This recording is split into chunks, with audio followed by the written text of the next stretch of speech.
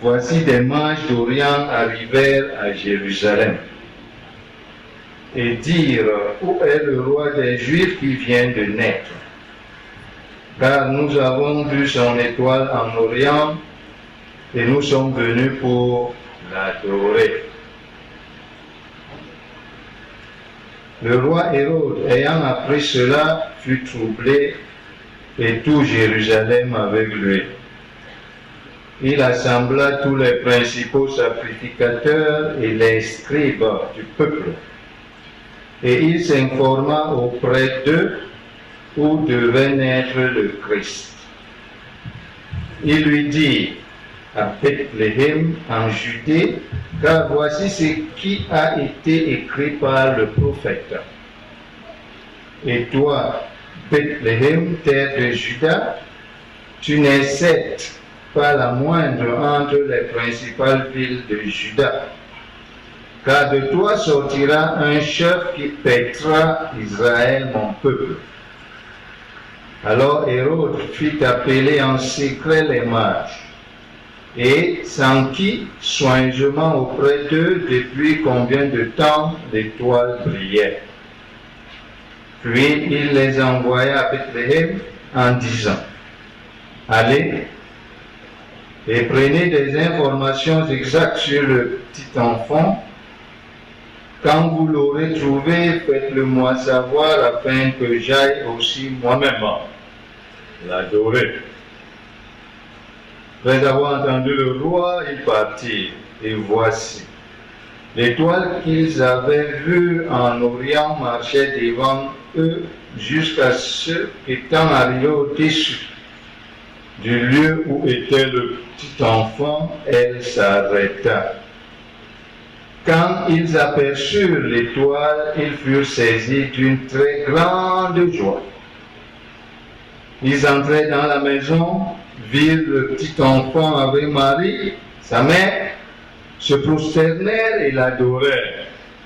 Ils ouvrirent ensuite leur trésor et lui offrirent en présent de l'or, de l'encens et de la myrrhe. Puis, divinement avertis en songe de ne pas retourner vers Hérode, ils regagnèrent leur pays par un autre chemin. Nous disons, l'herbe sèche la fleuve, pan et tombe. Mais la parole de Dieu que nous venons de lire subsiste d'éternité en éternité. Et nous répondons en disant, combattez les mains.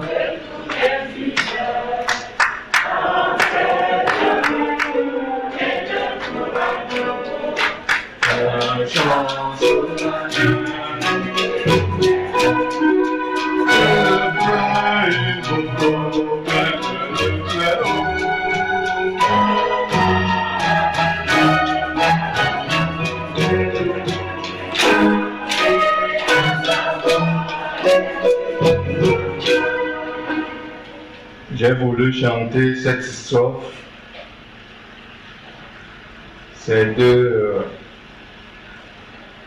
derniers vers, trembler à sa voix les plus puissants rois.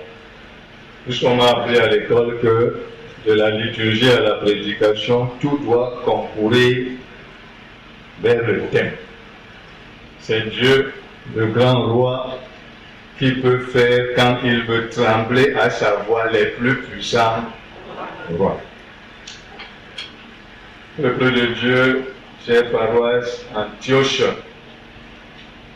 c'est toujours un honneur pour moi de me placer ici avec l'aval de Bishop et son conseil pour partager la parole de Dieu avec vous.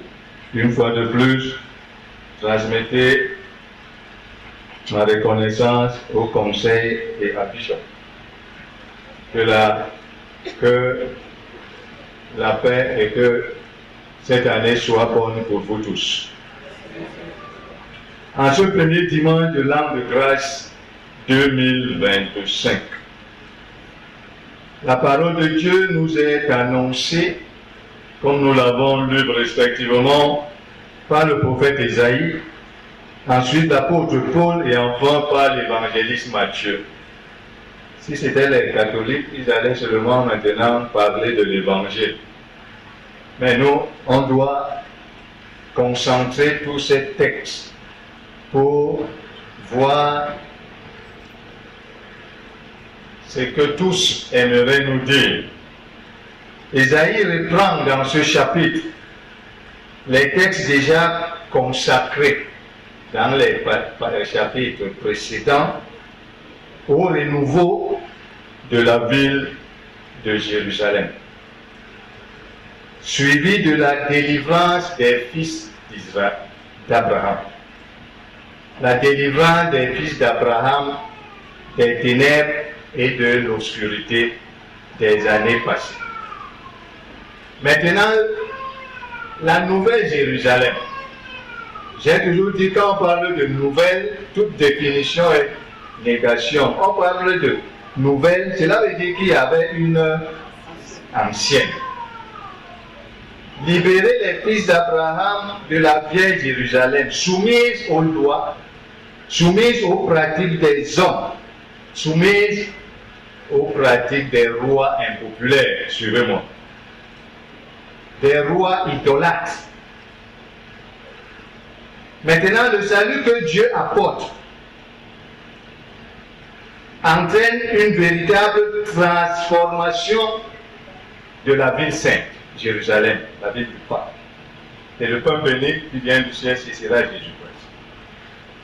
C'est la lumière de la ville et la lumière de l'Éternel qui fera donc voir quoi? La gloire de Dieu se mêlant pour former comme un soleil qui chasse les ténèbres du monde et fait place à la nouvelle Jérusalem.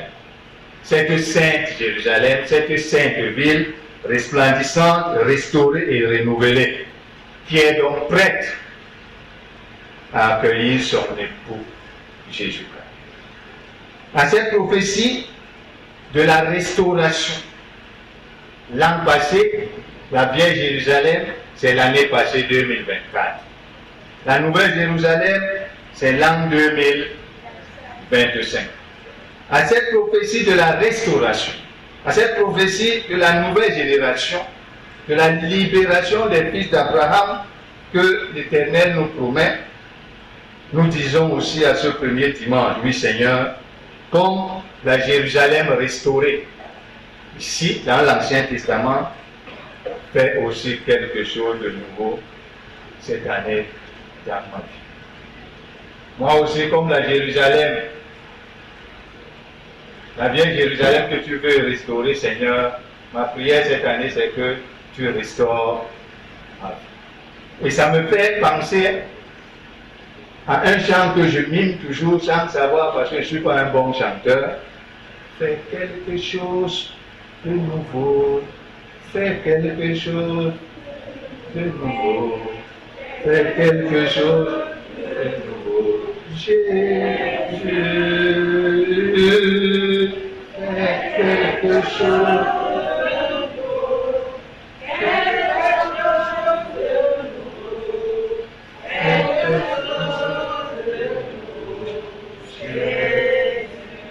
Voilà notre prière, Seigneur. Fais aussi quelque chose de nouveau cette année pour notre pays. Fais quelque chose de nouveau pour moi cette année. Fais quelque chose de nouveau qui doit manifester ta gloire au plus puissant roi de ce monde. Fais quelque chose de nouveau. Quant à Paul, lui revient sur la grâce.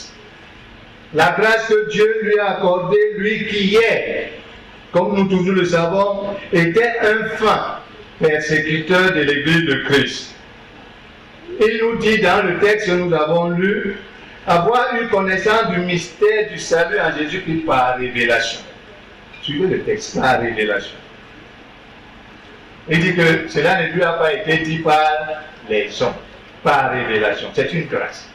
Et ce mystère, c'est quoi? Paul le dit dans le verset 6. Il dit, ce mystère, c'est que les païens, c'est-à-dire toi et moi, nous sommes co-héritiers et nous formons un corps, un même corps et participons à la même promesse en Jésus-Christ par l'évangile. Voilà le mystère. Et voilà la grâce que Dieu nous a accordée. Et comme ce Paul reconnaissant envers l'Éternel, nous aussi, en ce début d'année 2025, disons notre reconnaissance à Dieu. D'abord, la reconnaissance a commencé en parole et en action de grâce pour telle ou telle grâce, pour tel ou tel talent, pour tel ou tel don. Et moi, je dirais même, l'Éternel nous donne et le temps, et les dons, et les talents, et avec tous ces dons-là, ces grâces, nous devons aussi lui dire quoi? Merci. Nous devons lui rendre grâce de la grâce qu'il nous a accordée par les actions de grâce. Comme Paul aussi, nous devons dire merci au Seigneur cette année. J'ai dit dernièrement quelque part que nous attendons toujours gagner à la loterie américaine pour dire Dieu a pensé aussi à moi. Dieu a pensé aussi à nous quand on a gagné à la loterie américaine. Mais nous oublions que Dieu pense à nous à chaque instant. Et je l'ai dit, un chrétien à la sortie s'est mis à pleurer. Je l'ai dit. Je leur ai dit, d'abord je me suis dit, il y a des hommes et des femmes ici dehors qui donneraient tout leur bien pour sortir le matin comme toi et moi, comme j'ai fait ce matin, pour aller tranquillement faire pipi, tranquillement comme toi et moi, faire les selles, tranquillement comme toi et moi, ils donneraient tout leur bien pour cela. Mais nous, on croit que c'est rien. À la sortie, l'homme a pleuré, il me dit effectivement, pasteur, tu ne peux pas imaginer. Mais moi, j'ai compris, moi, j'ai ça, ce que j'ai dit. Je ne dis jamais des choses en l'air, je dis des choses vécues. Il y en a qui donneraient tout leur bien pour uriner normalement comme toi, pour faire les selles normalement comme moi. Mais nous attendons gagner à la loterie américaine pour dire merci à Dieu.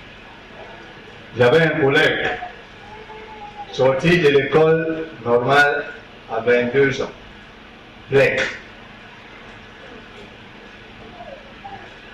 affecté dans un lycée. Il a travaillé pendant 2 ans. Et vous connaissez les pleurs, les cris des enseignants. Dieu ou bien change ou machin, c'est pas à vous de juger. Il est parti en Europe, surtout en Amérique. Et son papa a organisé un culte d'action de grâce. Quand il a pris la parole, il a dit, Dieu a enfin pensé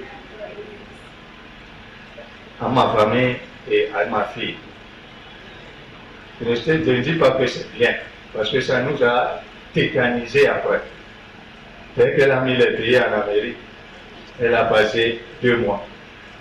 On nous a annoncé qu'elle est décédée. Nous tous, on était encore au 2e trimestre. Tout le lycée était en pleurs. Dieu a enfin pensé à moi. Alors qu'il pense à toi, voilà des fois. Enfin, l'évangile de Matthieu, c'est là où je voudrais enfoncer le clou en disant, nous reprenons dans le contexte immédiat de la nativité. Il met en scène 2 catégories de personnages, les mages et Hérode. Pour rappel,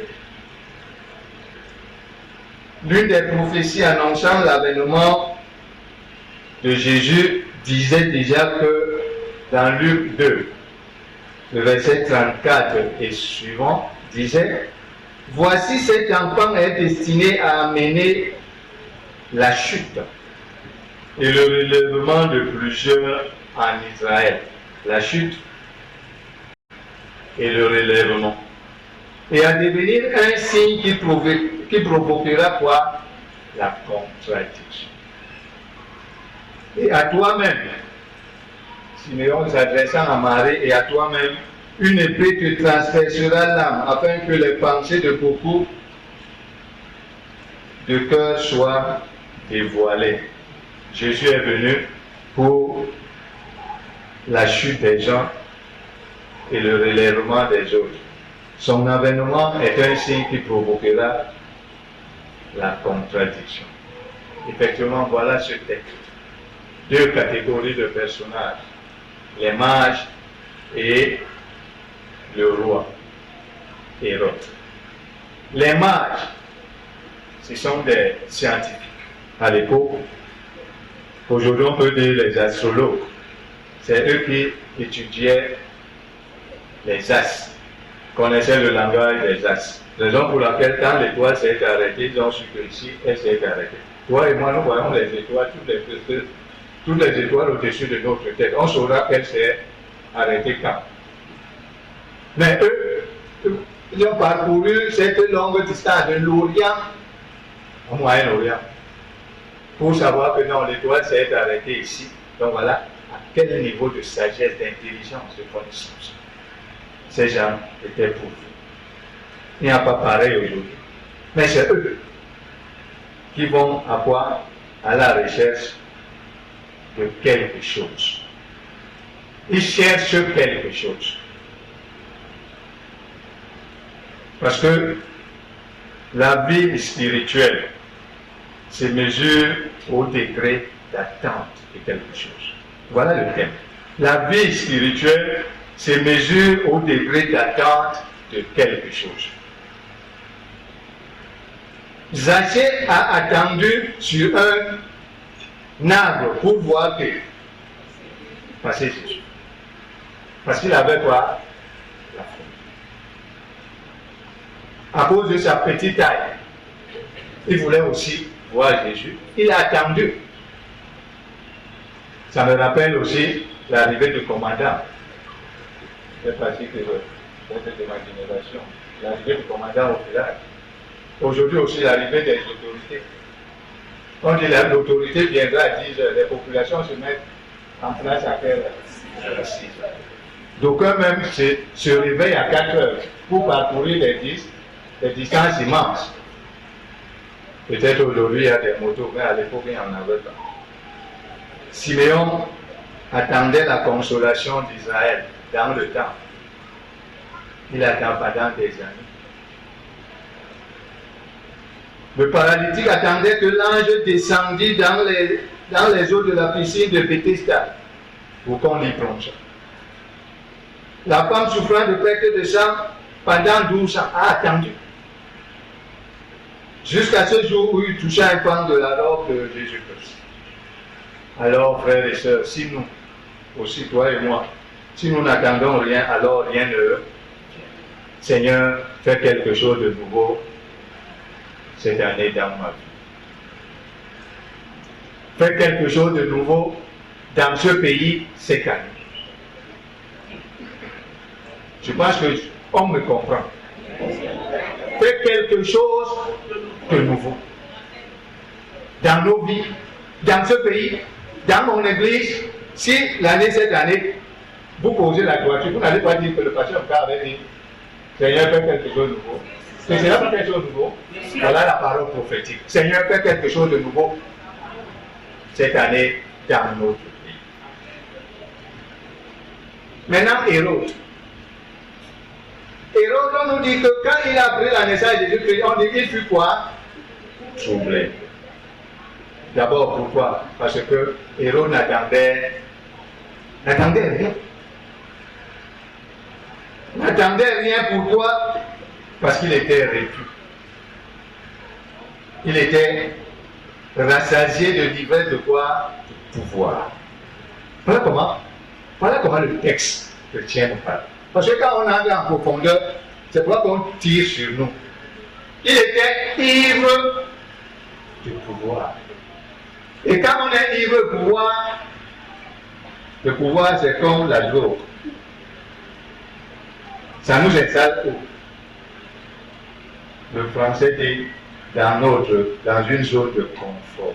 Chacun de nous est dans sa zone de confort. Confort intellectuel, confort financier, confort, je ne sais pas quoi, qui fait en sorte qu'on oublie l'essentiel. C'est-à-dire quoi? On n'a plus peur de rien. Je l'ai dit tellement, la trilogie de l'orgueil. On n'a plus peur ni du mal, ni de mal faire, ni de mal finir.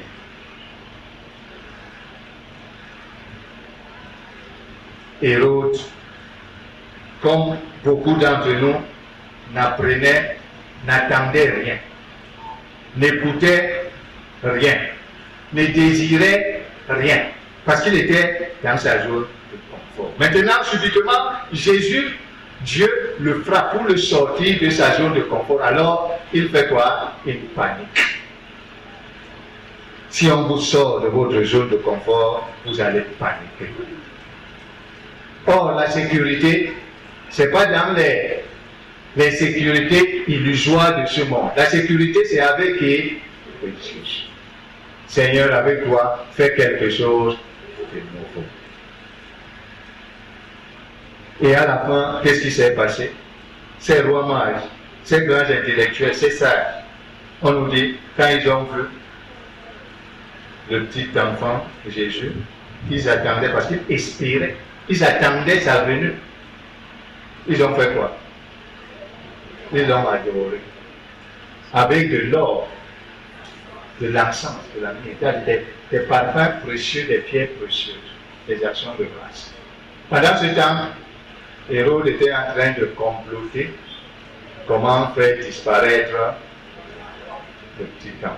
Voilà comment Dieu nous ridiculise. Une naissance.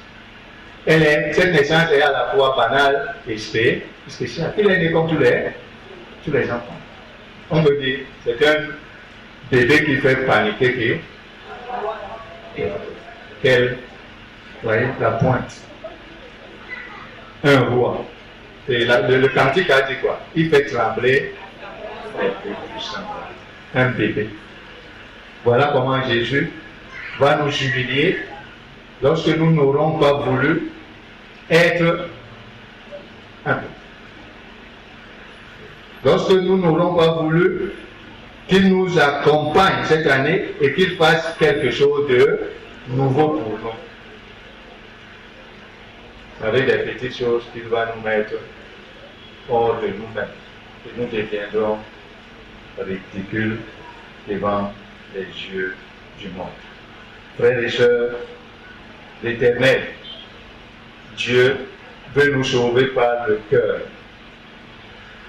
veut nous sauver par l'amour. C'est pour ça que Noël est toujours renouvelé. C'est parce qu'il dit quoi? Je me tiens à la porte et je fais quoi? Je frappe. Il nous supplie, mais il dit, ouvre, j'entre pour que je dîne avec toi, pour que je chemine avec toi cette année. Parce que, comme disent les autres, j'ai aussi des projets de bonheur pour toi cette année et non de malheur. Comme un seul homme, nous disons, Seigneur, fais quelque chose de nouveau pour nous cette année. Que Dieu bénisse sa parole. Amen.